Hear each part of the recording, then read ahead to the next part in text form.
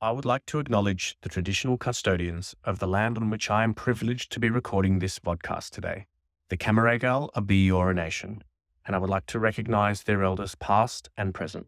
Welcome back, everybody, to another episode of our Great Minds special edition series, filmed live from Advertising Week APAC here at the fabulous Luna Park. And I am joined by the always lovely Susan Coghill, the award-winning Chief Marketing Officer of Tourism Australia. Wow, thank you for that. It's quite a wrap. Yeah. Well, it's very generous of you. Thank you. And so, as you would all know, we're doing things a little bit differently, where we're going to peer into the mind of some of Australia's greatest advertising and marketing thinkers and understand what's going on in Adlands.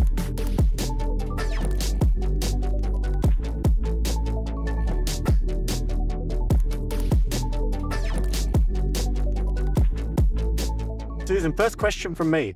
What's the biggest idea in advertising right now? I think the biggest idea in advertising at the moment is the power of and. I think we have finally moved past the absolutism of brand versus performance, online versus offline, traditional or digital, distinctiveness or differentiation. I think that we are now in an era where brands and businesses understand that you need to develop a strategy that encompasses the power of or. That it's a bit of both. It's a bit of everything. It's about finding the sweet spot for your brand, for your consumers, and really charting your own path through that. It's a wonderful answer. Thank you. We've transitioned towards an ecology of and. Yes, I believe so. What's something that we're all buying into that you think is absolute rubbish? That more customer data is the answer to everything. That customer data alone is the holy grail. Okay. I'm a big believer in having the right amount of data to help you target your customers appropriately, but it's not going to be the answer to absolutely everything. And what would you complement that with, if I could ask? I would complement that with a couple of things. As always, creativity. For me, again, I think the power in having broad-based, mass communications is really important, and balancing that, yes, with targeting, but it's also about making sure that you've got the right upstream to help you understand your consumer and how to best reach them, how to serve them with the right product. But again, I think we can sometimes be drowning in data and thinking that the answer is around, having more and more volumes of data. It's not. The answer is having the right data. And I think it's a great build on your first answer, which is it's not an or. Yes. It's complementing all of these things. It's an and you build this amazing tapestry of capability. Yes. Okay. What should marketers and advertisers be paying attention to right now? Their customers. Always their customers. Yes. And I don't have a bigger elaboration on it than that. I think that it's easy sometimes to get caught up in marketing trends or technology trends or whatever it is. You need to step back, think about the essentials, and focus on what your customer needs and how to best reach them. I couldn't agree more.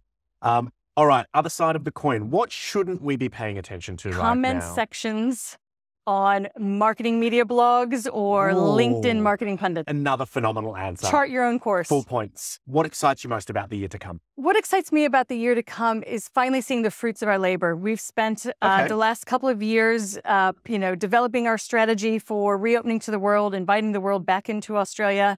We launched our big global campaign last October. We've just done the China launch back in June.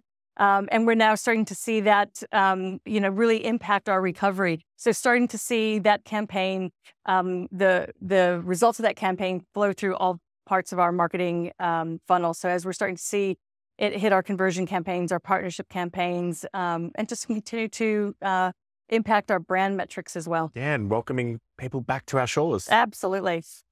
What keeps you up at night? What keeps me up at night, quite honestly, it is heightened competition in our category. We've got a lot of markets out there that are more well-funded and targeting our same customer, our same high-yielding traveler around the world. So making sure that we understand what's happening in their universe is what I think about. And what do you think is our competitive edge? Our competitive edge is, honestly, it is the Australian personality and character. Yes, we've got amazing product. We have amazing experiences, but what you cannot replicate is actually that Australian character, the warm and welcoming nature. We are loved around the world for it. Again, you go back to the Paul Hogan campaign, the original Come and Say G'day campaign in the 80s. And that was really all around, centered around our warm and welcoming nature. If there was a golden rule, what would it be? Focus on the essential. Don't get distracted by, again, marketing trends or, what you read in, blogs and again, LinkedIn commentary. Make sure that you focus on your marketing fundamentals, get that right. Everything else will take care of itself. Brilliant. And final question from me. Your advice to marketers and advertisers, and I feel it's a bit superfluous because you've given us some fabulous advice along the way. Thank you. But your advice to marketers and advertisers who are really looking to pursue growth this year?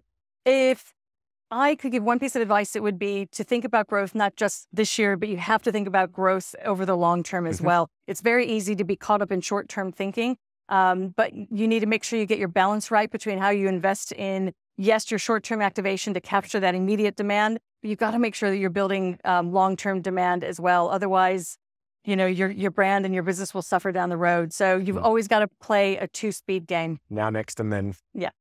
Susan, thank you so much for joining us. I really appreciate it. Thank you for having me. I loved my time with you. Looking forward to having you on again at some point. Amazing. Thank you.